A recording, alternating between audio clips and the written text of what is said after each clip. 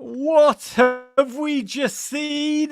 This is an enormous night for football, an enormous night, first of all, for American soccer. Breaking news, as we will discuss. People, we are living, doesn't the world feel different? We're living in the post Gregg Berhalter era, and we didn't even know it. We will unpack that, and we'll also dig deep into a night of miracle and wonder. I'm in Liverpool. There are fireworks going up all over around my mum's house in this neighbourhood, thanks to victory in Dortmund. In which England, you constipated England, you useless England, you Southgate England, found a way to find a way again, surging, then flailing, then digging deep again to soar. 90th minute this time for the third straight knockout game. England come from behind to drop a quite stubborn Netherlands team 2-1. They will now face the daunting and electric Spain in Sunday's final. We will relive it all. And I'm not alone. It's an immense joy to welcome back to the show my Copa Europa friendo friends, a Dutch supporter extraordinaire. He may have created and starred in Ted Lasso, but he's OG proper football, which is why I love him. It is a delight to welcome, in the same way as Lamine Yamal said to Adrien Rabiot after the final whistle last night, speak now, Mr. Brendan Hunt. Where did you watch the game and how are you feeling, my Dutch friend? Hello, Roger. Pleasure to be here as always. I watched the game at the home of Mr. Josh Myers, among many other illustrious alumni of Boom Chicago, the theater in Amsterdam I worked at, where I fell in love with football. So here I am in my Dutch accoutrement in front of my orange couch and my orange a lazy boy and matching ottoman because that's how much I care. And how am I feeling, Raj? Well, I'm feeling slightly annoyed because before the tournament would never have expected the Dutch to have made it this far. But to have had that opportunity in front of them and failed is it's a bummer. It's a bummer. As that great Dutch poet Johnny Mitchell once sang, don't it always seem to go that you don't know what you've got till it's gone? My God, Susan Vasic in the chat notes the difference in your demeanours is quite striking. I've got to be honest, I'm not even an England fan, people. No, we have to stress that. Have to stress that. Roger has no care or love for air. Not in his DNA, not in his history, none of it. None of it. Big zero. But I am happy because I know my dad would have been absolutely delirious tonight. He would have opened a special bottle of sherry that he used to keep for special occasions.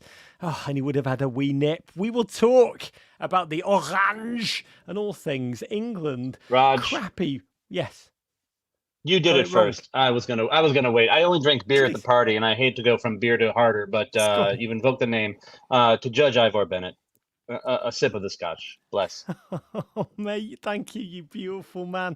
It'll be the first sip of many. I thought you were holding me up because I got my pronunciation of the orange horribly wrong, Brendan. Oh, no, it was a mess. It was a goddamn mess. But, what right have we to stand for pronunciation after that display? There you go. Derek Ray. Oh, we are not you, you beautiful human being. Gustavo Cacayo says, great summer for Brendan Hunt teams. Yeah, you're really rubbing as usual. It in there. Yep. That's the thing, Raj. I mean, why am I such a sucker? Why am I such a goddamn fool? Every summer, not every summer, but usually every even number summer, and then especially the quadrennial summers, it's like I get so excited as if I have forgotten everything that happens before.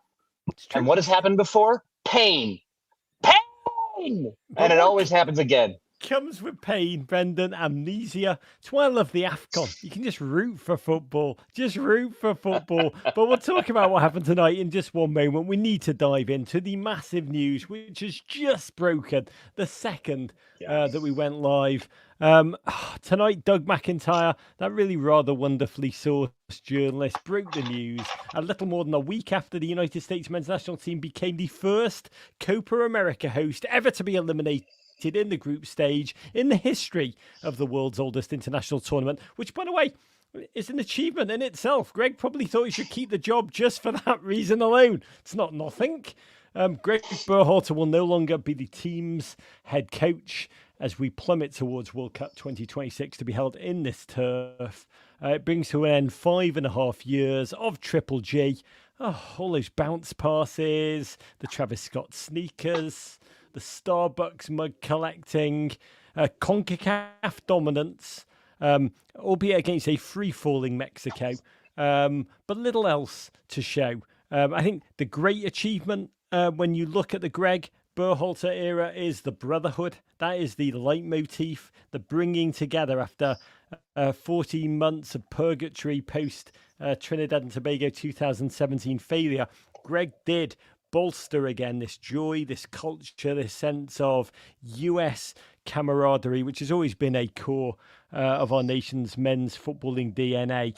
This second cycle, awarded amidst controversy, a second cycle now ended. Really a surreal second cycle, which began with Gregg having already lost a large number of the fans even before reappointment, which is very unusual in football. It's now come to an end. Brendan, I've got to say, you have been so patient. You are so believing. You are so trusting. What are your feelings? What are your thoughts tonight? I think, the best way for any coach to never have his job in danger is to have, good results and performances out of his players, and you can't always control that. But with what happened in Copa, then the door gets open. So it's tough on Gregg. And here's the thing, though, is you speak to the positives of the bonhomie and the team bonding that he appears to have wrought, which is no small thing.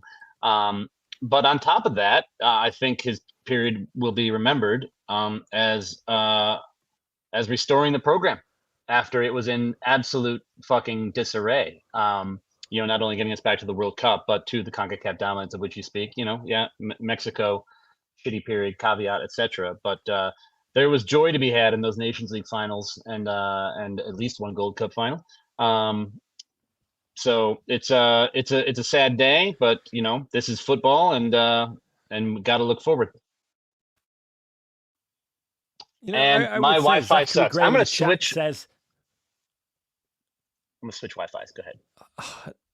Go ahead, you switch Wi-Fi's. As Zachary Graham in the chat says, US Soccer knew you were going live, Rog. Wanted GFOPs to be able to digest this together. I think we need a bit more information to go on to really process it. We'll take whatever questions that you have coming up onto the stage and ask them. I'll just say, my instant reaction is, the challenge for US Soccer is that for a variety of reasons, they felt that they needed or wanted an American coach, an American face to lead this team at the World Cup on home turf 2026. American coaching is one of the backwaters of this league. We've made huge strides on the men's side in remarkable fashions. But if you speak to people involved in football in the United States, our coaching is the one backwater. We don't have American coaches charging over en masse to become apprentices, assistants within the European coaching system. Europe is where the sharpened ideas, where the cross-pollinating ideas, where the radical reinvention is happening. Spanish coaches working with Italians and Germans and the occasional Englishman flung in there together. We are operating in a bubble in the United States. And that's what's led us to be well behind the curve in the coaching realm. The US Soccer, or the powers that be, or the decision makers, wanted an American coach, an American face to lead this team. This is a young team. This is the learning curve for Gregg, the naivete, the adaptation from being a club coach to being an international tactician and motivator. Almost was perpetually, the learning curve was too much. It was a green coach with a young team, which is a difficult equation. Who comes next?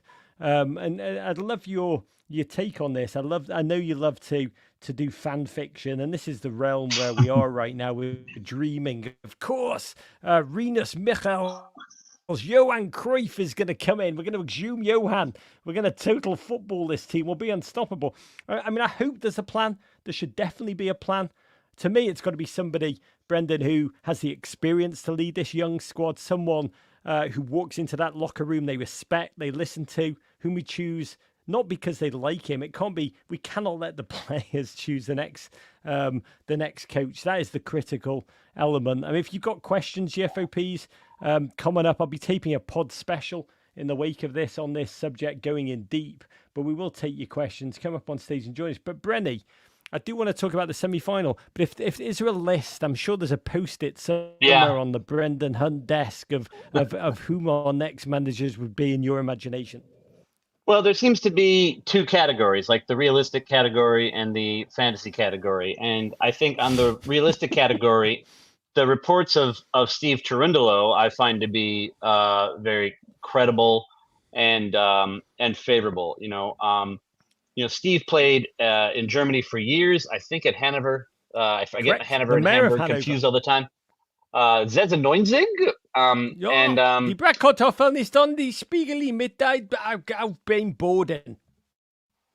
Exactly. I also like omelets. He, if you want that cross pollination, well, there's a guy who was team captain for a long time, but in the Bundesliga, and obviously he has a trophy with LAFC, and I think he would have some credibility in the locker room, having played in, I believe, 2 World Cups for the U.S. And then on the fantasy list, I would have always put Jurgen Klopp on the top of the fantasy list just by dint of him being out of a job at the moment. But it was still a fantasy list until that crafty motherfucker decided on the 4th of July, while the position was not yet open, to do a multi-photograph post about how much he just fucking loves America and the great spirit of those crowds of America. Anyway, just me, Jurgen, throwing in a 4th of July message, as I do. Toodaloo! That was interesting. And before the position was open, I could not countenance it. Now the position is open, and I feel a responsibility to think about it harder. And of course that would be amazing. It's a risk because Jurgen has, correct me if I'm wrong, 0 international football experience, and that's not quite the same as the day-to-day club job where you have, Correct. An infinite supply of millionaire excellence all around you, talent-wise. I've got a feeling if US Soccer got his resume, if he applied, and it may be that he was punking us and he's going to announce that he's actually become the latest spokesman for Jake Paul's Prime energy drink, and that's what the America kind of like, oh, I didn't want to be the manager, but here's some Prime. Do you like your Prime, America? But I've got a feeling if he did want the job, Brendan, and he put in his application and tape, sent in his deck, and this is how I'd do the tactics, this is how I'd make, Anthony Robinson, I would move him into the midfield. He's a Scouser. A Scouse heart to the American team. I imagine US Soccer would be like, oh, yeah, problem. He's a Jurgen. We don't do well with Jurgens. Sorry, no Jurgens. Well, wait a minute. Hold on. What's his second initial? Oh, well, yeah, okay, that's tough. That's tough. Yeah. That's tough. And then somebody, the person who's in charge of budget, will be like, can I just speak up for him? We do have a lot of JK coaching sweatshirts that we can recycle. And everyone will be like, shut up. We don't do Jurgens. It is amazing. The fantasy meld that we still think, Mourinho is going to leave Fenerbahce and come over and take this job. I've got to be candid. In the fantasy realm, I love Carlo Ancelotti. I adore that man. He adores the United States. He's also posting up a store. By the way, I love your social theory. Brenny and I don't care about data. We don't care about tactics. We don't want anything about vision. We don't even want your PowerPoints, potential coaches, do we, Brendan? We just want your social media posts. We want your clicks, baby. Clicks. That's what makes the economy go round. Show us how much you love America, bitches. That's what we want. Ultimately, I've got a feeling if Brendan and I were selecting by accident, we'd have Lalas as the US coach. Who loves America? What? Who's this guy? Lalas. Is he French? Lalas. I mean, if you're going on hits, I thought you were going to go to Dua Lipa or something. You ruined it, Raj. You ruined it.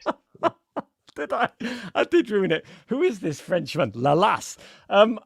Jim Curtin. The chat is blowing up with ideas. Citizen Strange says, I bet. Hervé Renard is a good option. By the way, whatever the question is in life, Hervé Renard is a good option. I mean, if you need a temporary manager, Hervé Renard. If you need a light bulb changing, Hervé Renard makes life's problems go away.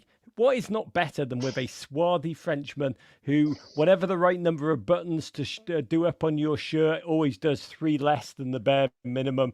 What problems? Can you imagine Hervé Renard being the face of football in 2020? There'll be no stopping the game in this nation, Brendan. The other day, there was a proper Los Angeles-sized index finger of a cockroach on our like the top of our wall above where the mother of my children was sitting, and it was late at night, and we immediately launched into action. Yeah. She went to get the step ladder. I just kept my eye on the enemy. She brought the step ladder. I did not break eye contact with my foe as I clutched the latest edition of People in my hand, which I don't know. Valerie Bertinelli is probably on the cover. It's usually Valerie Bertinelli. It's always Bertinelli. And as I strode, this cliff face up to my enemy, I felt a bit like Hervé Renard. Gotta say, you did. Oh yeah. Absolutely. If I had a cockroach and the mother of my children, aka Vanessa, my wife, was telling me to do it, I would have just called 1-800-SEXY-HERVÉ, and he probably would have come and done a job on it. Jonathan M says Patrick Vieira reportedly interested last year. I'd love to see what he could do. A lot of incredible suggestions. By the way, I do believe, Doug McIntyre, the same journalist who broke this news, put out a list of candidates to watch. Are you ready for these? Renard is not on the list. So it's making me doubt Doug McIntyre completely. Everything he's ever written may be a lie. Oh my God, this is breaking news that is coming through from the incredibly well-sourced, to be candid, Doug McIntyre. Are you ready for this, Brendan? I don't know if I am. Hit me. Bob Bradley's on the list. Yes. Yep. Yes. Yeah. That's what the world America needs. loves an underdog, and America loves a redemption story. Yes. Bob Bradley, bless his heart. Please, sir, can I have more? The only way we'd take Bob Bradley back is if he has Bruce Arena as his assistant. It would be amazing. I'm actually so into this idea. Now we're on to something. By the way, stop your decision-making, US Soccer. When you've got a hit, you just put it right out. You don't think about it. You just go for it. Wilfred Nancy, also of Columbus Crew, because they like Columbus Crew. They don't like Jurgens. They do like Columbus Crew.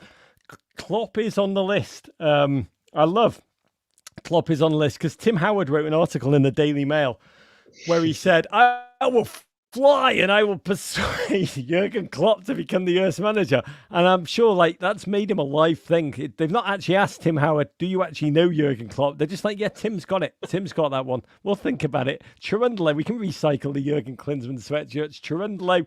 Oh my God, Gareth Southgate's on the list. Come on, Brendan, guys. what do you think of this? Come on. You serious? Are we serious? I mean, hey, if they hired Gareth, I'd be in it 100%. I love The Office. Guys named Gareth have a rich and wonderful history of entertaining me.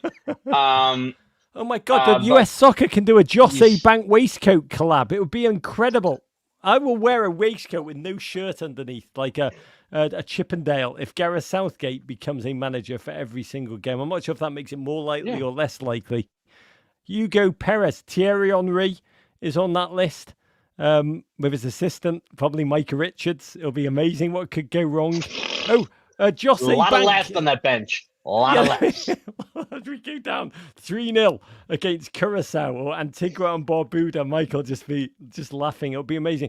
David Wagner. Oh, I love David Wagner. I do. I met him when he was at Huddersfield. I want to ask that man, who, by the way, told me then and there, I'm not American. I played for America, 8 caps, but I'm not American.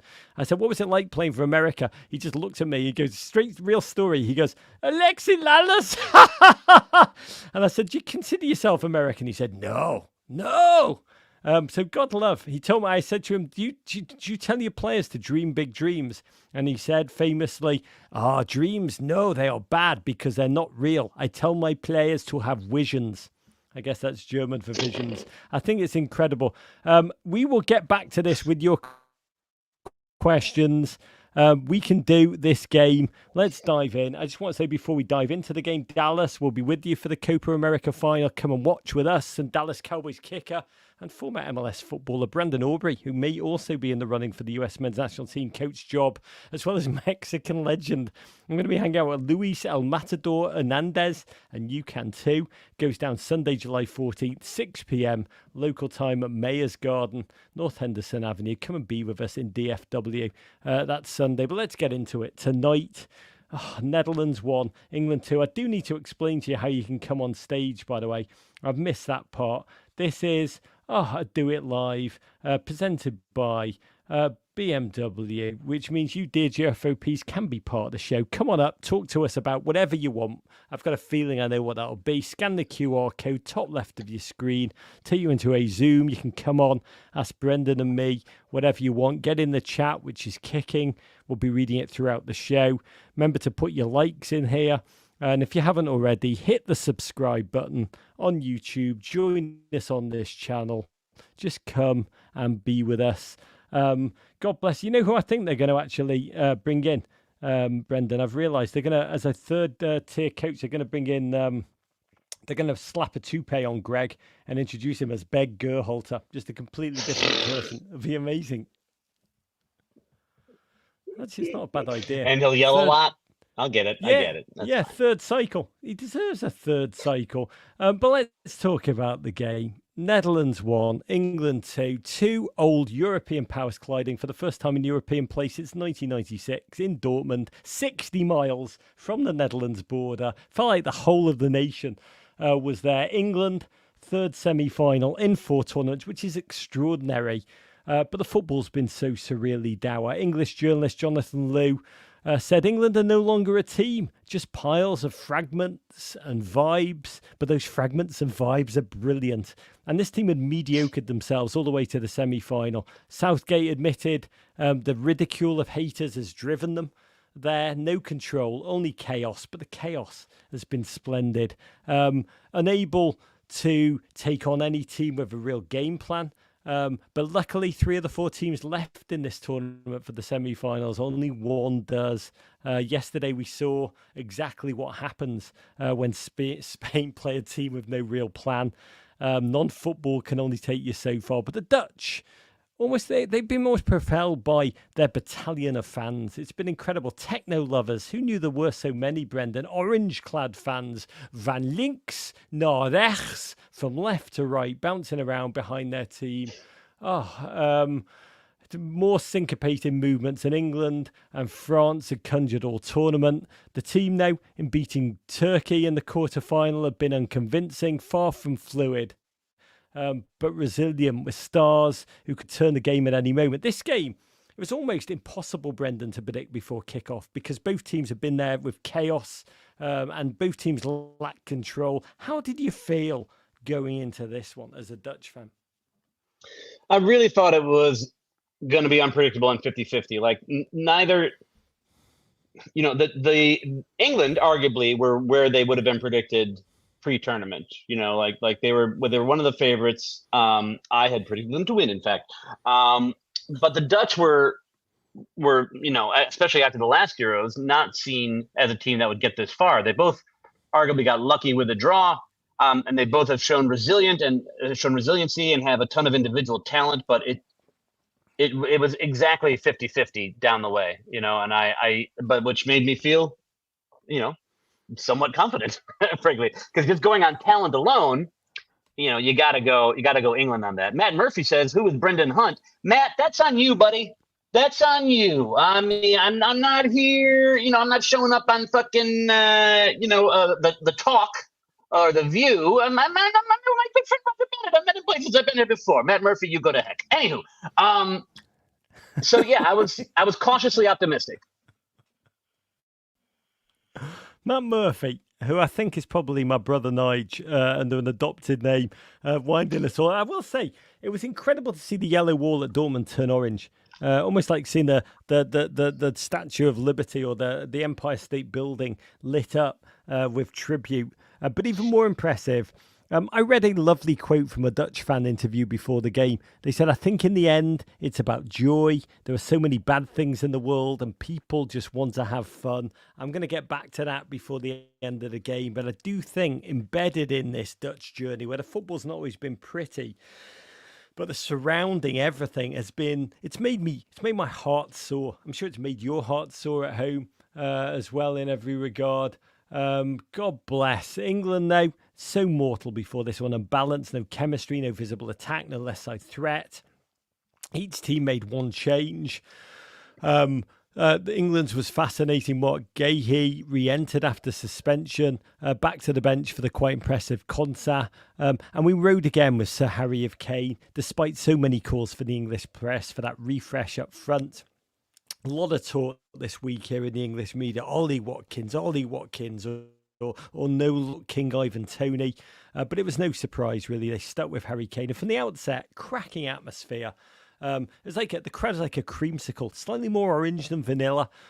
White-clad England crowd making a noise, but first blood Netherlands, 7th minute, Declan Rice, caught uncharacteristically in possession. For all of his size, bodied off the ball by the much smaller Xavi Simons. Netherlands prince, who was promised, struggled in the knockout rounds to set the tournament alight. He was like, sod it, this moment is mine. What was the scene like in the Brendan Hunt party as he plunged forward? And after some dainty touches and a long stride, uncorked a gloriously technique sliding strike that flew past poor Jordan Pickford in the England net and sent Dutch fans just into delirium.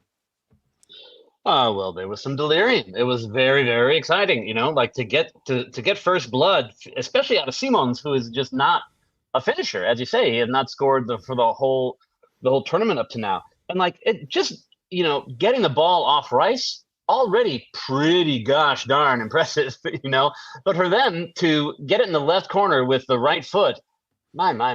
Well done, Xavi. And at that point, you're feeling pretty good about things. God, I would be Simons, a constant threat in the early part of this tournament. 21-year-old under criticism for his body language during the quarter-final win over Turkey, but Ronald Koeman stuck with him, and the PSG playmaker coveted by Bayern Munich paid his manager back and then some. But as has been the case all tournament, England never more dangerous than when they are a goal down. And in the 14th minute, that aforementioned Harry Kane swinging his right Chingford tree trunk at a shot that sailed over, but Denzel Dumfries lunged in on him. During the process of shooting, there was definitely contact. Not clear to me, honestly, if it was Kane on Dumfries or Dumfries on Kane violence. But you know what Chekhov said? Never hang a VAR in the first act if it's not going to go off. And so German referee Felix Weyer gave the penalty. Be honest, Brendan, this penalty, Gary Neville in the ITV studio did not think it was a penalty. But in the Premier League, we have seen them given. How large was the howl that you emitted when it was awarded in this moment? I couldn't believe it. And I checked other sources, like I checked The Guardian right away. They're like minute by minute reports, which are always great, by the way. And they didn't think it was a penalty. They also quoted Lee Dixon as saying in the ITV booth, I believe, not a penalty, and I don't care. Bless you, Dicko. Love you. I've checked the ESPN's VAR report, since then, and they too. I've been like, why would you call that? Like, in the semifinal of the Euro, like I don't see how that can be called. The shot was gone.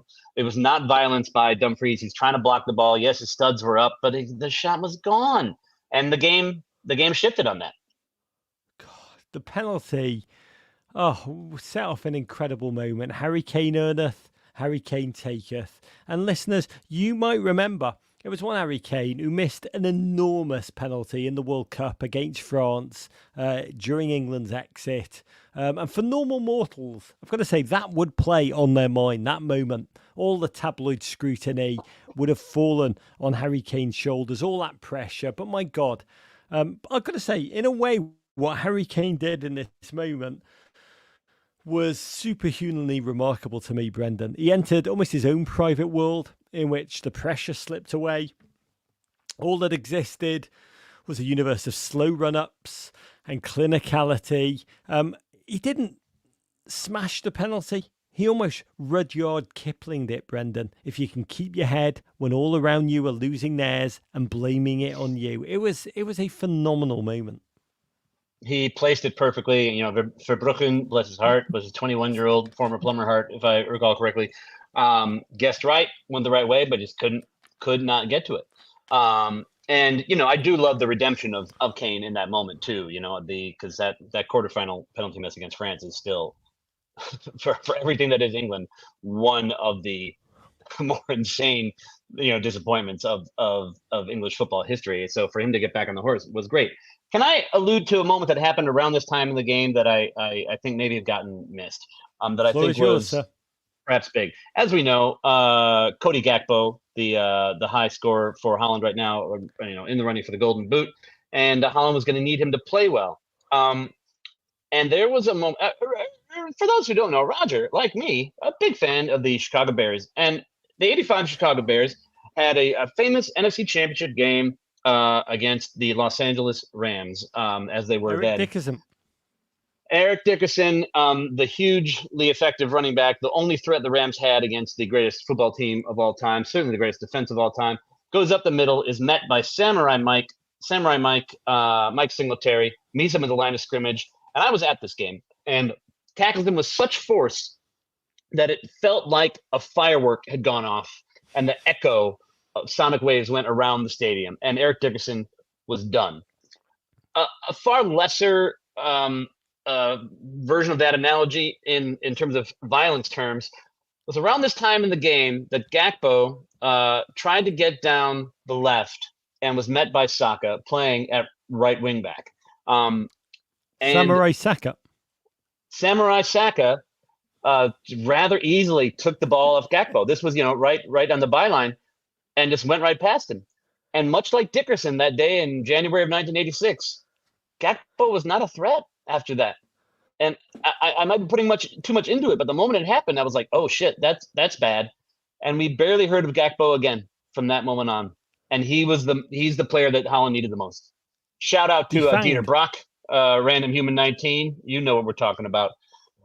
Yeah, it was a defanging. It was an early defanging, you know, because obviously Saka's not supposed to be a right back anyway. This has been a move Gareth made to his credit that has worked out very well. And it was almost like Gakpo was like, "You're not supposed to be here," and then the ball was behind him. Oh, God, I'm hearing Saka do Fridge's lines in the Super Bowl shuffle ahead of the final. You're looking at the fridge, and I'm the rookie. I may be large, but I'm no dumb cookie. I love you, Brendan Hunt. I love America. And I love that penalty set off an England surge. Honestly, the first half, the best 45 minutes of England's tournament so far, which is not saying much, I know. Even Phil Foden, I swear this happened, even Phil Foden looked hungry in an England jersey, played it more towards the right. It was almost as if we were witnessing, honestly, a different creature, tactically set up to succeed, loving life on the half turn, slipped through by Mainu, who, by the way, already looks like he's been a fixture in that England midfield for like about a decade, which means he would have made his debut when he was about 3 or 4. Foden sliced through the Dutch back line like a clog through a klompen, like a clog saw through a klompen clog. Popped a shot through Verbruggen's 5-hole, only to have it casually, quite coolly, quite brilliantly cleared off the line, brazenly by Denzel Dumfries. Dude was honestly the Zelig of this game, involved in every big moment in that first half. Had a header of his own, hit the post before Foden surged forward again, lashed a curving drive with the outside of his foot off the post. It was scintillating to witness, both because it was amazing in its own right, but it also made you realise Lamine Yamal's skills last night to actually score that goal from a similar position were even more exquisitely elite. Yes. Gosh, poor Phil Foden. You know, hits the post. This tournament is supposed to be his moment, and he just cannot get over the hump.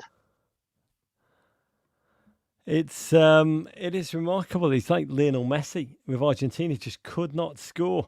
Oh, God bless until he could. Damn you, Messi. Why did he have to do Canada like that? But that is a conversation for last night's show. Sad moment for you, Brendan Hunt. Memphis Depay injured off just past the first half hour, which actually led to a tactical shift. You moved to a 4-3-3. You couldn't live with Mainu and Foden running the midfield. You'd left England so much space. England loved that space. I mean, this was England bossing, controlling the midfield for the very first time this tournament for most of that first half. Yeah, and Landon, who's done a pretty damn good job in this tournament, when he's not actually on camera. Landon Donovan correctly pointing out that England was making Holland chase the ball all over the damn place, and like England was supposed to be the tired team, and suddenly Holland looked tired. Oh, God bless. I had British television tonight, so I did not see Landon and Syrian Dark. I heard remarkable things via Twitter about what was going on. Mark Woods in the chat wants to know, so who is the English Jim McMahon? My God, that should be its own pod special, Brendan. I mean, Craig Bellamy? I know he's Welsh, but like that's as close as I can get. It's going to be Jamie Vardy. Jamie Vardy had too long a career of too much success. Poor Jimmy was snuffed out. Jack Wilshere? Maybe Jack Wilshere. Oh my God, maybe Chris Waddle. I do not know. Read Rich Cohen's book about the Chicago Bears Super Bowl team for some of those heartbreaking stories about Jim McMahon in the present day. The gentleman can hardly walk, can hardly move. Rich Cohen asked him, "Would you do anything differently, knowing how you've ended up?" And he just said, "I wouldn't have changed a thing." God bless you, Jim McMahon, for the joy that you've given, and the hope and the belief, the fake belief that you've given all of us. Half time, Luke Shaw on. Netherlands pushed their emergency Unleash Voet Weghorst button. The most un-Dutch player, the big target man. They tried to confuse England by dropping off and using footballing intelligence. This, though, very clear. From this point on, going to be trialled by big man. Credit Koeman. England still had so much possession, but suddenly it's like a switch had been flicked in this game. In contrast to the first half, England suddenly seemed so much staler. 70% possession, I think, in the first 50 minutes of the second half. But the Netherlands suddenly felt comfortable. England less direct. They created almost nothing. Maybe guilty, honestly, Brendan, of looking too far ahead and thinking about the Spain game. But it was the Netherlands who suddenly came closest. A wake-up call, free kick, Veerman, curler, Van Dijk stabbed a little picky who parried. Honestly, I was thinking about you. In this moment, it did feel like the Dutch had... they'd stink this game up. They clogged it up, which is probably the game plan. International football, just keep it tight, lock it in, wait for one of your sublimely talented footballers to prey on a mistake or make magic happen. And we kind of settled in to watch some tight football, Brendan, propelled by moments and vibes and hope. Yeah. Was there a moment where you thought, my God, we've got this? At this point, I started to think about both these teams' penalty kick shootout history. Easily, I think, and someone can check the numbers here for me, the two worst countries at penalty kick shootouts. Obviously, England has improved the last couple of years, and Holland finally got off the schneid in 2006. But it felt like one of two things would happen. Either one, there'd be no more scoring, and it would just have to be a confrontation of whose ghosts haunt the hardest at a penalty kick shootout, or thinking back to 1998 and that almost happening against Argentina for Holland, and then Bergkamp in the dying seconds coming up with a goal. And so it felt like either there would be a penalty kick shootout or there would be a just before the end moment of glory for someone in a Bergkamp-esque fashion. Sadly, it was not a Dutch player. And may I also say, at the party, like, yes, we all used to live in Amsterdam, but not everyone's into football necessarily as much as everyone else. And when Cole Palmer and Ollie Watkins came on, my friend, I think it was Liz. Liz goes, "Well, those are two very English names." That's so funny. That's so funny. That is so funny.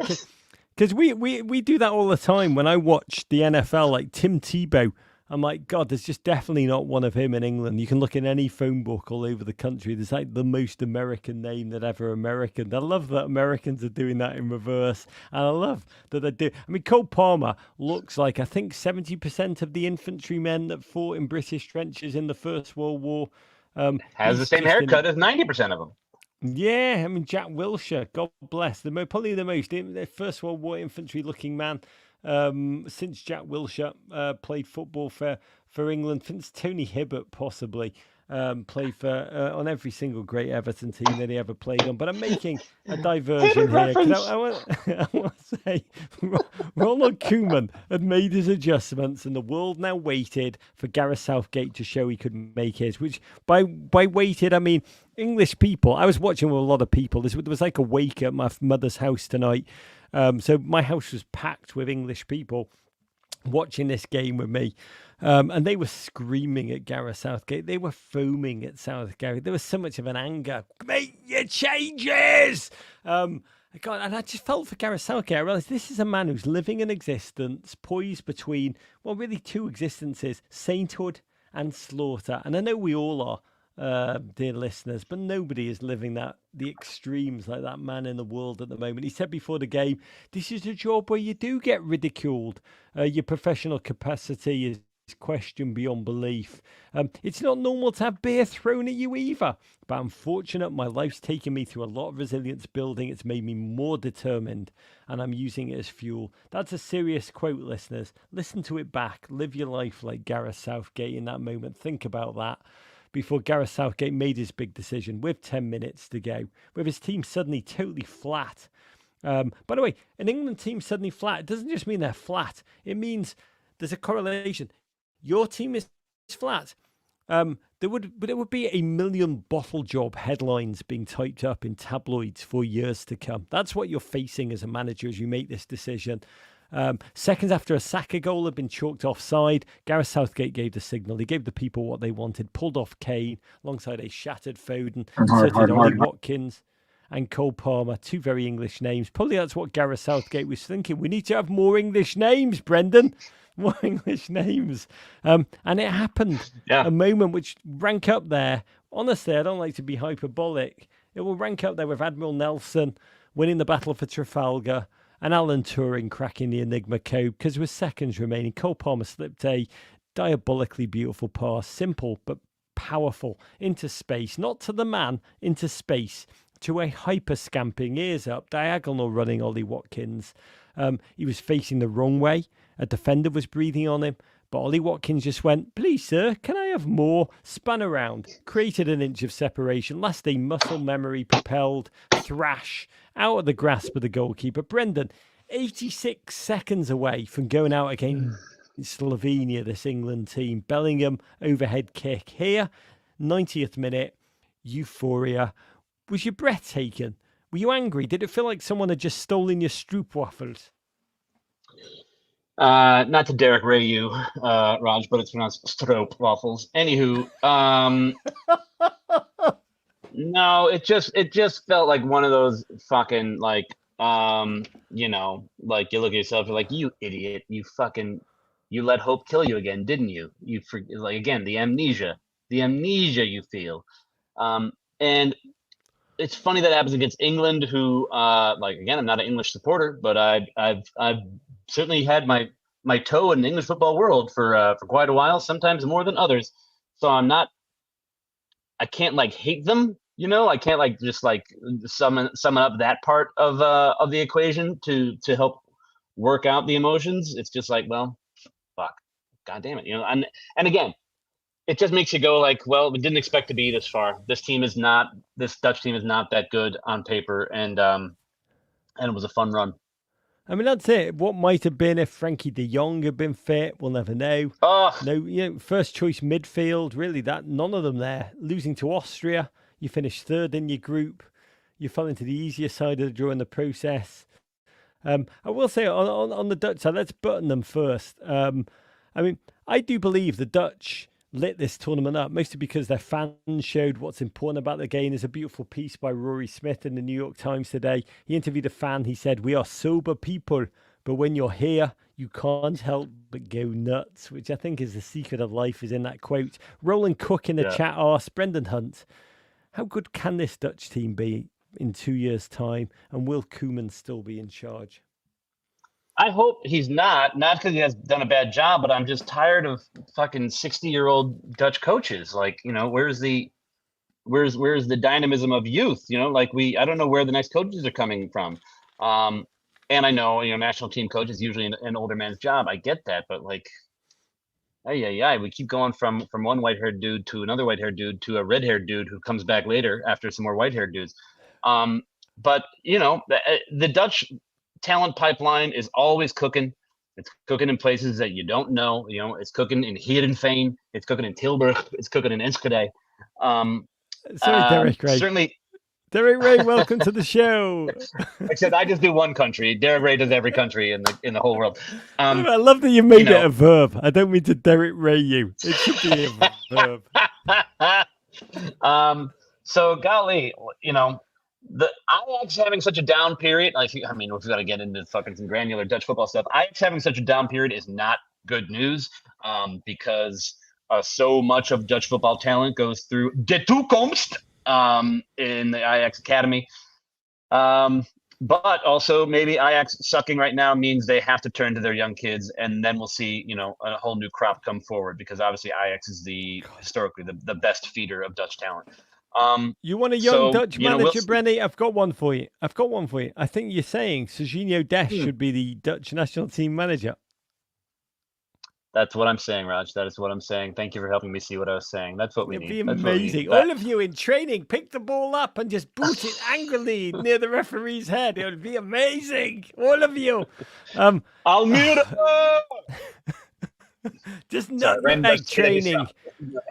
Are we going to do set pieces, Gaffer? No, nutmegs. Only nutmegs. God, Ollie Watkins. Can we just talk about him? This man waiting all tournament for this moment. Cold on the bench for most of it. In this game, just 4 touches. One of them made him a national hero. I'm not an England fan. I've said this before. Made this very clear. There's nothing about you that would make anyone think that. Anyone thinks that is insane. Why would they think that? You're in Liverpool right now, right? Why would you think that?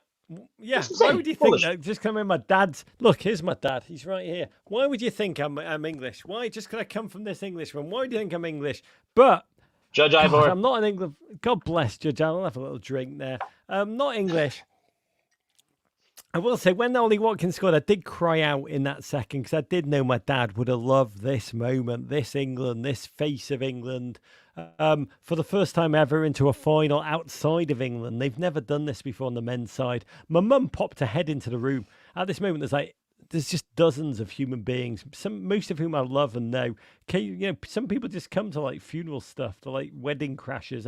Lots of people I didn't know. We're all going berserk. We're all hugging each other. My mum popped her head in.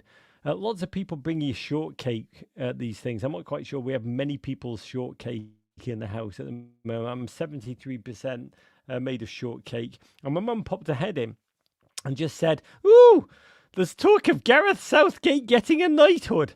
And my uncle, who was still over for the morning, he said he doesn't deserve a... This is why, by the way, Ollie Watkins is losing his mind, running around the field. My uncle still said, Gareth Southgate doesn't deserve a bloody knighthood. He shouldn't have started Kane. Should have played... And I just lost my crap. I just said, you are incredible. Man just made 2 substitutions, and they just combined to score a goal which has taken your team into the final of the Euros, and you're bloody moaning about it. And he looked at me, and it was like a fight or flight moment. Everyone went quiet, and he goes, "Yeah, that's why I watch. That's what I do." And I was like, "Oh God!" That in my head, I didn't say it anymore because it's my uncle. I said, "Yeah." I said, "At least a moment of honest introspection in this moment of wonder." But that's kind of where we are, Brenny. The English people. We laughed 2.5 weeks ago together after England drew with Denmark and the nation went ballistic. You and I said together, the most English thing we could ever imagine would be England winning these Euros, but winning it in such a miserable, constipated style, and it makes the nation go mental after each game, moan after every game. We said for it to finally come home and the nation grousing and foaming and fuming with every step, when it came home, the nation would say, "Yeah, it's come home, but you're crap. And the trophy's too small." It possibly... Can you think of anything that would be a testament to the state of modern Britain more than that, Brendan? Whoa, hey, hold on. Whoa, I heard there's a whole big labor turnaround. I mean, I don't read the Guardian as much as I used to, but I think things might be looking up. I don't know. I mean, Raj, that's a fun bit for us, but like, I think I think that road of bitterness, even among English fans, ends at the final. Once you're in the final, then by God, if they win, it will be joy, and Gareth will get that knighthood. And but if they lose, God. then it'll be like there was no joy anywhere along the entire way, which will be too damn bad. But That's it. You just nailed it, by the way. There's nothing in between, right? It's either knighthoods yeah, all round, lads. Um, even you on the left wing. Can't remember your name, says the king as he knights him. Like, even you deserve a knighthood, even though you were terrible and you're right footed. Or you are all crap. There's nothing in between. You're yeah, either humiliated us or absolutely. we laud you. God, I love football. And there's something to be said for the notion of, like a lot of times a young team can't win. Not just a young team, but and we've had this so much in American sports lately. You can't win a title until you've lost the championship. The Celtics, a couple of years ago, lose a final, and here they are this year. The Florida Panthers, they lost last year. Here they are again.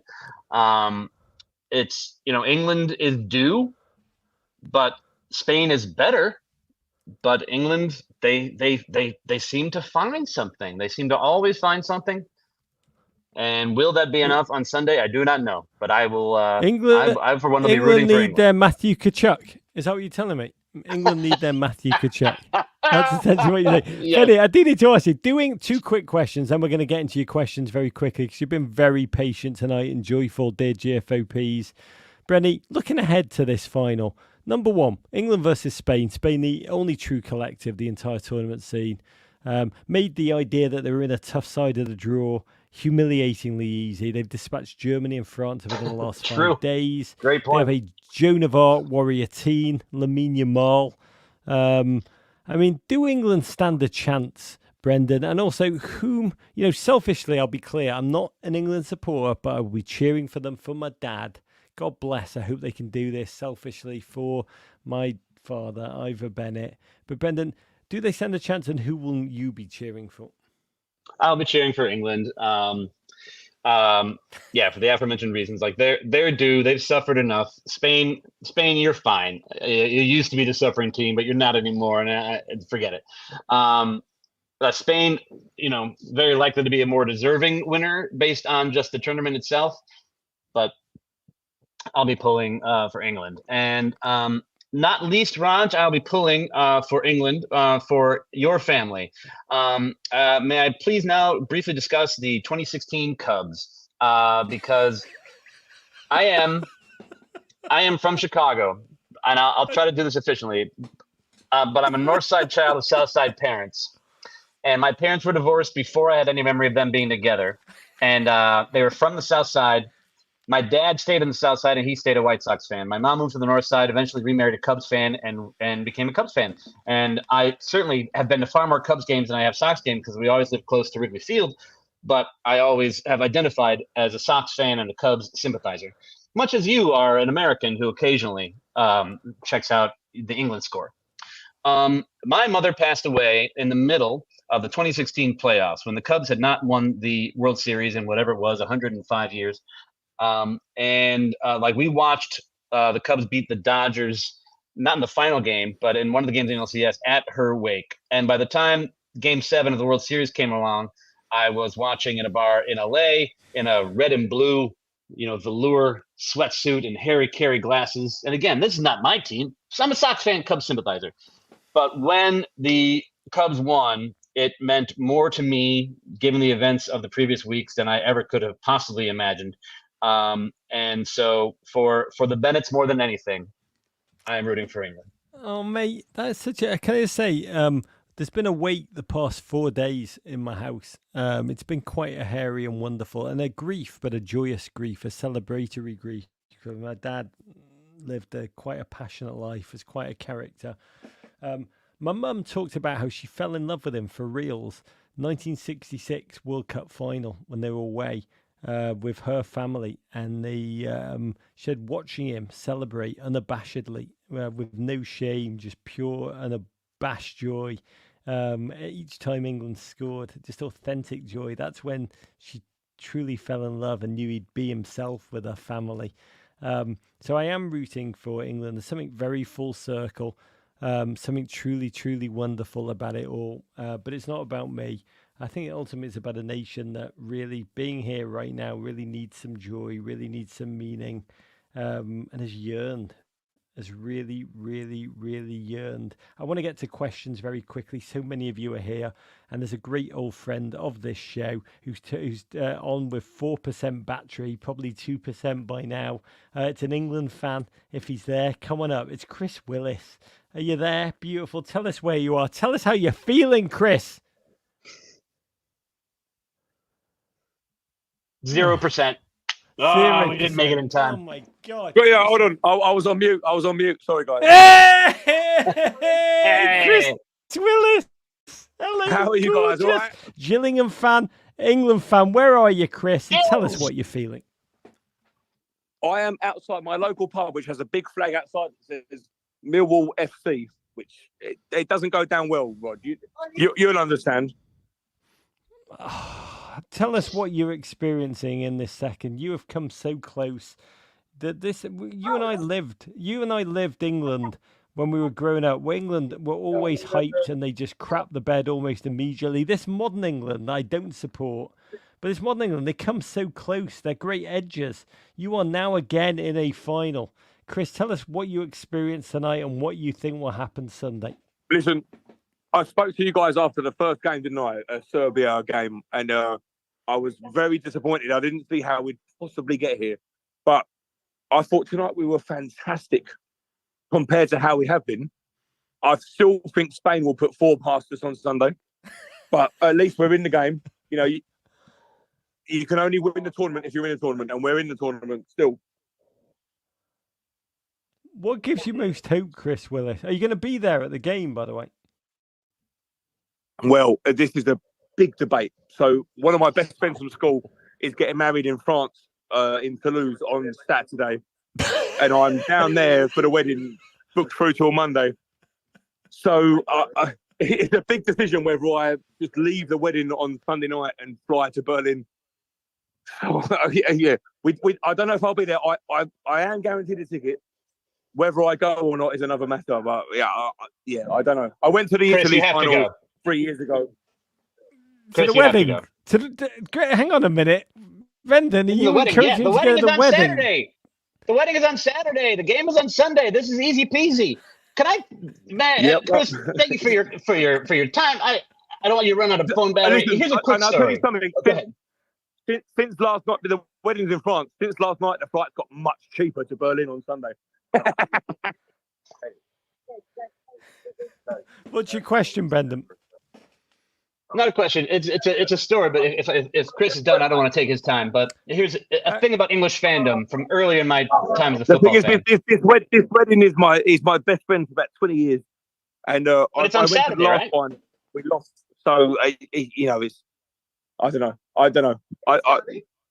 Yeah. Do you still value his friendship? Do you still value his friendship, Chris? Yeah, what has he done for you lately? After a couple of years, he'd understand. First of all, Chris, your friend is the unfaithful dum-dum who scheduled a wedding during the weekend of the Euro final. What kind of fucking friend is that? No, what an idiot. I said to him, the second he arranged it in like March, I said, that's the weekend of the final. And he said, yeah, don't worry about it. Your friend, by the way, your friend. Then he knew what he did. He knew what he was doing. He's not just disrespecting Gareth Southgate. He's disrespecting the Copa. He's disrespecting the entire South American subcontinent and Canada. But God, can you keep us clued in? Just tell us before you go, because I'm worried about the phone. What gives you most hope as an English fan who's travelled for decades with this team around Europe to be kicked in the face? You're in another final. What gives you most hope, Chris Willis? What gives you the most hope is that at the start of the game, it seems like there's zero hope. This game tonight was probably the best we've played in the whole tournament. But until Holland scored, and granted, it was only 7 minutes, until they scored, I don't think we touched the ball. And then suddenly, the second Holland scored, and it was a great goal, to be fair. Immediately from that, I thought we were fantastic. We were great. It shouldn't have gone as late as it went. You know, Ollie Watkins, and this is what makes you think your name's on a trophy. Ollie Watkins hasn't kicked a ball for 6 games. He hasn't even been on the football pitch. He came on a minute before he did that. He brought the ball down, he turned his defender, and he smashed it bottom corner. That wins you tournaments. That's what I'm saying. Tenacity, Well, Chris Willis. I think you've just, in a way, tenacity wins your tournaments. I think you've just answered your own question about whether you will be there on Sunday. Go and enjoy your mate. Go and make memories. I will say, someone read a speech that my dad gave on his 80th birthday tonight, where he said that having friends is one of the greatest things in life, and the only thing that is better and feels better is being a friend. And I'm only saying that because I think in there you will find your own happiness and your own meaning. You're an incredible human being. I'm so grateful to you for being with us tonight in this moment of joy. Let's move on before you get 1% on your phone and rock it. Brendan, did you want to tell us a quick story? I do. I'll be quick. I know we're getting the it. questions here. Go on, you beautiful. 2001. I love you. I'm in Edinburgh. I'm at the Edinburgh Festival. I'm just 2 years into being a proper football fan, and I meet these 2 guys from Liverpool, a father and his son. His son is like in his early 20s. Now that was the year that Liverpool won the FA Cup, the League Cup, and the then UEFA Cup, now the Europa League. And the UEFA Cup final went to extra time. It was against Alaves, against Johan Cruyff's son Jordi, and so they're talking about like the son. Who's was coming up in the senior year of college, whatever you call it in England. I know it's a different word. And he had his exams coming, but his exams were going to be the same day as the UEFA Cup final, which was played on a Wednesday or a Thursday, I believe. And his teacher told him that if he went to the final and didn't take his exam, then he would lose his degree. Everything he had ever worked for the last 4 years would be done, and he could not go to the final. And like I hear this from a very like sober father and his son, and in my head I'm like, wow, yeah, well, guess that's you do the line there. You can't go to the game. And then the father goes, so I told him to go to the game, and I was fucking stunned. And like, by the way, the son was rewarded. Not only did Liverpool win, they won one of the most exciting finals in European history. Chris, if you're still listening, you have to go to the game. You can do it. Find a way. You have to go to the game. I was going to go to Amsterdam on Saturday if I would have been in the final. Not getting to the final, but at least it would have been among the people. If you can do it, you got to do it. Next question. Can I just tell you on that regard, I'm remembering a very different Liverpool story. I came to interview Jurgen Klopp about 4 years ago, and a taxi driver, Liverpool were in a final. I can't remember which one. It doesn't matter. Who cares? But he told me this long story about how he's been fighting to get a ticket for his son the whole time for the final. His son's 19. He's got to remember his old memories because his dad has had so many incredible memories. So he's been working to get just these incredible memories for his son. And he finally just got a ticket. And I said, that's incredible that you're going to give this ticket to your son when everyone in the whole city wants to go and watch Liverpool play Real Madrid in the final. And he goes, oh no, I'm not giving it to my son, and I've got the ticket. I'm going to keep it. For myself, which I love. I don't quite understand it, but it was an amazing story. It was long.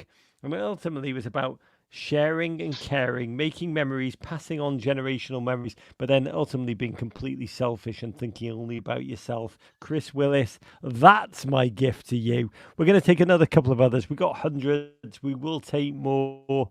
Andrew Millington. Oh, the old friend of this show. Mighty man, I believe, from memory, now in Denver. You've moved around a lot, but come on up quickly because I want to get a couple in before we end tonight. Tell us where you are and what's your question. And by the way, before you come on, Greg News, officially official. US Soccer confirmed on their social. Our immediate focus is on finding a coach who can maximise our potential as we continue to prepare for the 2026 World Cup. We've begun. Ooh. There, that's worrying. They've just begun the search process, says Matt Crocker. I think they're going to end up with Nate the Great, Brendan. Great tactician. Little harsh. Yeah, little harsh on the guys, but they've had players coach before. They need something different. Coming up, Andrew Millington. Tell us where you are. What's your question? Hey, Raj, am indeed calling from Denver. Condolences to your family. I hope that wake was epic. Thank you. My question is, Brendan, so we've got Harry Kane on the England side, who is about as allergic to silverware as your average werewolf.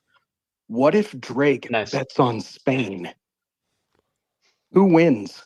Or does the universe just, implode into a singularity and everything's done? Sure. What the gentleman's referring to is Drake, of course, big Canadian sports fan, bet $300,000, I believe. I don't know if it's Canadian or U.S. on Canada last night. They summarily lost. Everyone he and bets so, on. yeah, it's Everybody Drake ever bets on loses. It's a bit. I mean, to be Yeah. candid, when you told me you were cheering for England, in my head, I didn't say it publicly, but I felt like England. Ooh.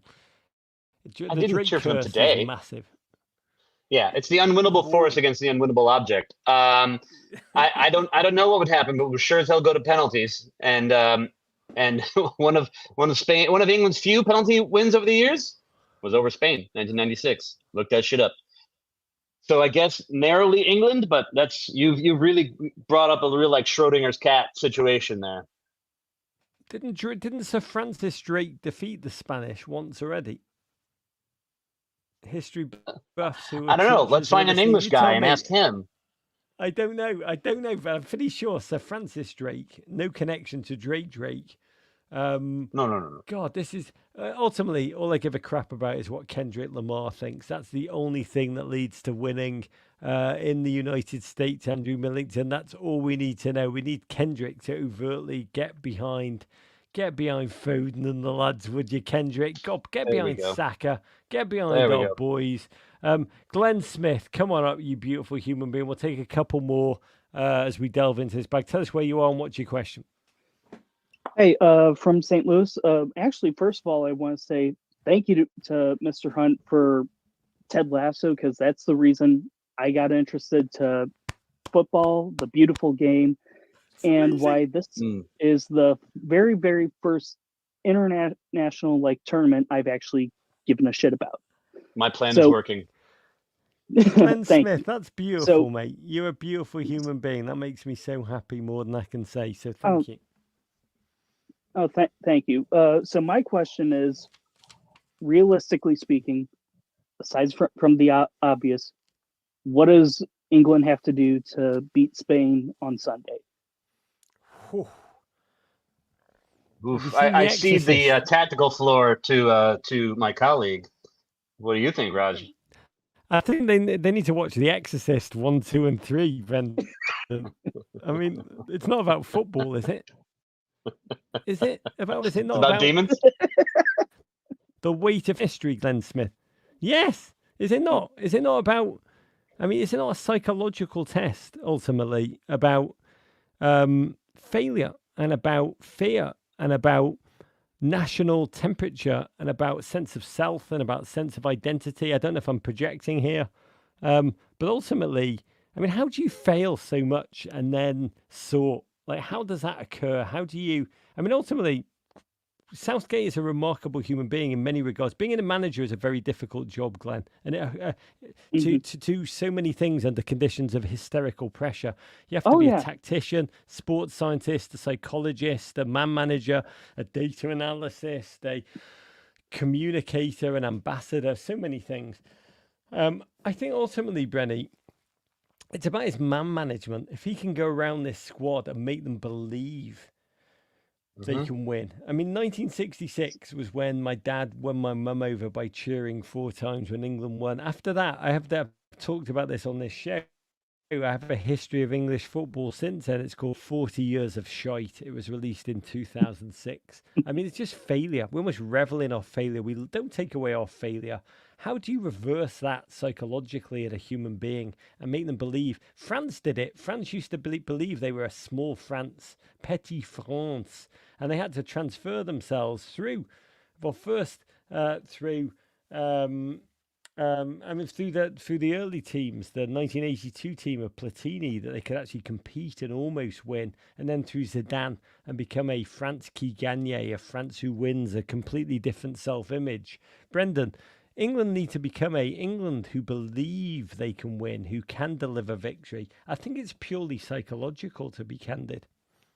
I think we discussed at the beginning of the tournament when I was saying I think England can win, but at which time I did not see Spain coming. I fully underestimated Spain. And again, Spain I think are going to be the favorites for sure.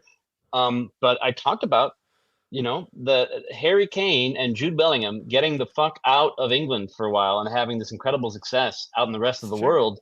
I do think is an incredibly powerful force, for this squad. Because that is an objective measuring stick. It's no longer like who among us are the best in England, which according to all these papers is not such a great place as we believe anyway. But no, these guys are out in the world becoming the most important players for some of the biggest clubs, and I think that changes the dynamic. I truly think it does, and that is the path toward escaping history. God bless. I love that. And I will say the thought of Lamine Yamal running at Kieran Trippier is terrifying. God bless Luke Shaw.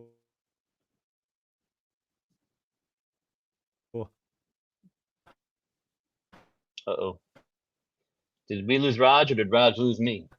May you rise, mate, in every regard. I want 646-450-947. Oh dear. This is a Rog problem, isn't it? 646-450-9472. Call us. There's a question here from Wesley, a Dutch American fan. Come on up, Wesley.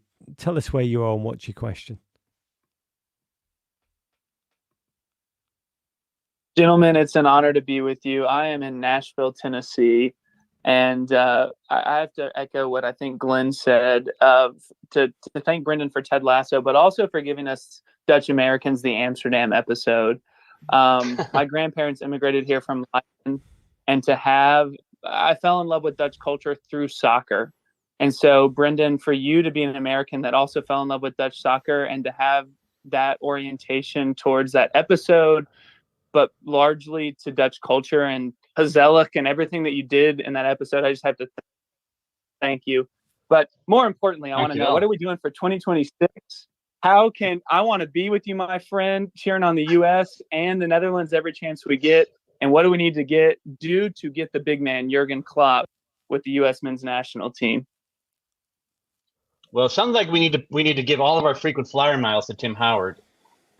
He's got a plan. And then just go from there. Those of you who have transferable miles, a lot of people don't. What, Raj? We're good. I thought you opened the door. I thought you were like, and here's Jurgen. Yeah, that would be amazing. God, if only I had that power. I was going to introduce Arne Slot, who's just waiting for me for a quick drink. But it's not Jurgen. God bless. Everything's going to crap in my parents' house. But keep going, Brenny. I'm loving this. Oh golly! I mean, I don't know. I mean, it's fun to like imagine Jurgen and imagine all the others, but like the body's not even cold yet.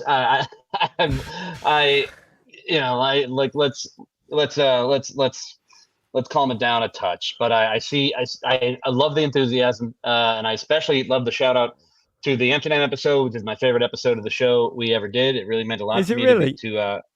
Oh yeah. I mean, look, Ted Lasso doesn't happen without the time that me and Jason and Joe Kelly spent in Amsterdam. So to honor what we got from that place, and I lived there for 5 years. Like it literally changed my life and changed who I am and the way I see the world. So it meant a lot to be able to try to just give a sliver of what I got from that place to the audience. Brenny, so can I say I learned that first time when I watched Brendan's one-man show about his experience, and I've walked around Liverpool, seen so many Beatles sites that are all around my house. Strawberry Fields is literally about 100 feet away from where I am as I speak. I think about you every day, about how the Beatles saved you. I guess partially go and watch Brendan's show, but the Dutch experience and how it's melded you, shaped you in a very similar way to how the American experience has shaped me. Godspeed. And I did feel your pain tonight. Last question. There's so many, but this has to be the last because we have gone long. And I've got to see some people out who are leaving and going back to London. But Tom, from Long Island, come on up and tell us about your cat, because I don't quite know what your story is with your cat, but I think the world needs to know. Hey Raj, it's Tom from Long Island. I'm out for a walk with my dog right now, so apologies for any background noise. But I adopted a kitten this past week with my girlfriend, and we are at odds about what to name the cat. I had a great name lined up. I figured Bodie would be great. I'm a surfer. He seems like a pretty chill guy. I figured it'd be really fitting. My girlfriend had other plans. Her name, which will come to light in a second, was relevant today during the England match. She picked Ollie. So after Mr. Ollie Watkins scored the game-winning goal for England, who I've been supporting this tournament, I figured it's a sign from the universe, and we have to name him Ollie. So that's how he got his name today. Hey man, happy life, happy wife, happy wife, happy life, happy girlfriend, happy schmirlfriend. So you just gotta follow the forces of nature there. Ollie, it is. Happy Ollie, it is. Happy hat, happy cat. I don't quite know what that means, but Ollie, welcome to the world. You're an incredible human being for adopting a pet. I hope, Ollie, tell us what your dog's name is. I don't want to minimize the role of dogs in our lives on this show. We want to be supportive of all animals. Tell us the dog's name. Her name is Lucy. She's a sweet girl. She's a bit older now, but Lucy Bronze for a walk along the water every day and keep her as happy as possible. We have a cat named Lucy. Bronze. I applaud the name Lucy for pets. How did you choose Lucy, Brenny? Lucy predates me. My fiance already had Lucy when I came along, so I'm not sure that's humanly possible to predate. I don't think love was invented until Brendan Hunt came into our lives. To Ollie the cat, keep us updated. Send us photos. We have hit this moment where we are naming animals in America after footballers. I want to see your photos of Jordan Pickford, the iguana. I want to see everything that you've named after England players thus far, because I love all of it. But Brendan, we do have to go. I've just realised how much my curtains and my dad's study clash with your whole Netherlands get-up. I do want to apologise. Complimentary. My dad has very interesting ideas in art. These are all his cycling photographs of him finishing things. There's a lot of football of him at matches. That's him and my son in his first Stoke game, away game. I don't know what the hell that one is. Oh, that's me and my dad in Liverpool. These are the various things. This one is truly troubling.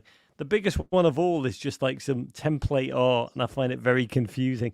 I'm not quite sure what it says. It's a message. He's left it behind. But I'll decode that one on my own. Brendan, I tell you this. I love you. I'm sorry for your Dutch team.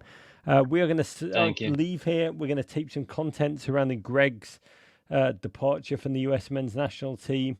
It'll be right here on our pod and YouTube feeds later this evening. Everything else coming up this week. Tomorrow, we're back with a special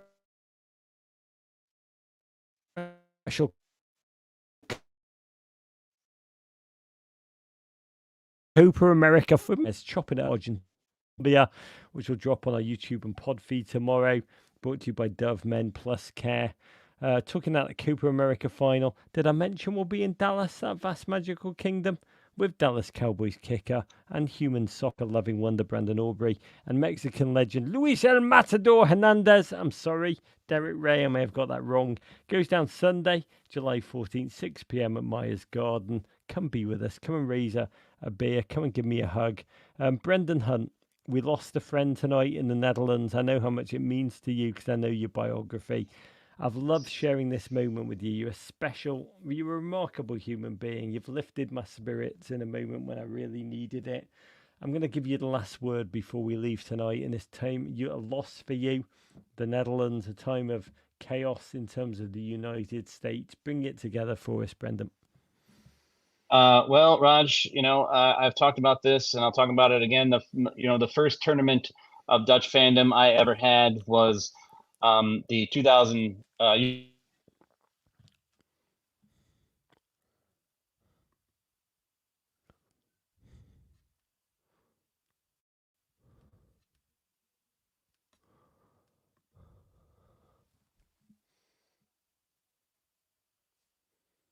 I think we just lost poor Brendan.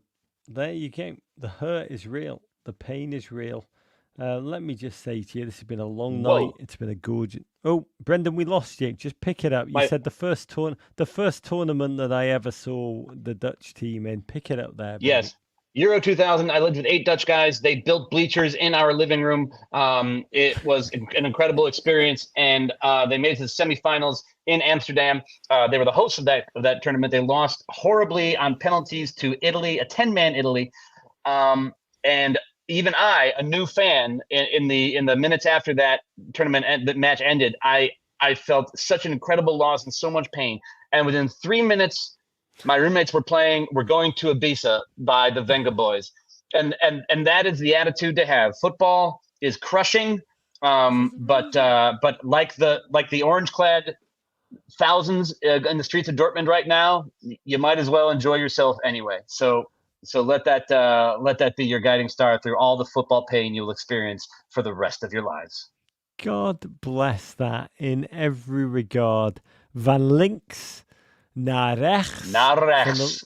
From the left to the right. I just released my inner Derek Ray right at the last. I'm going to raise a glass to you, you beautiful human being, Brendan Hunt. I adore you with every ounce of my being. GFOPs, thanks for all your questions tonight. We will roll again after the final in the Euros on Sunday. Come what may. Please do it for my dad.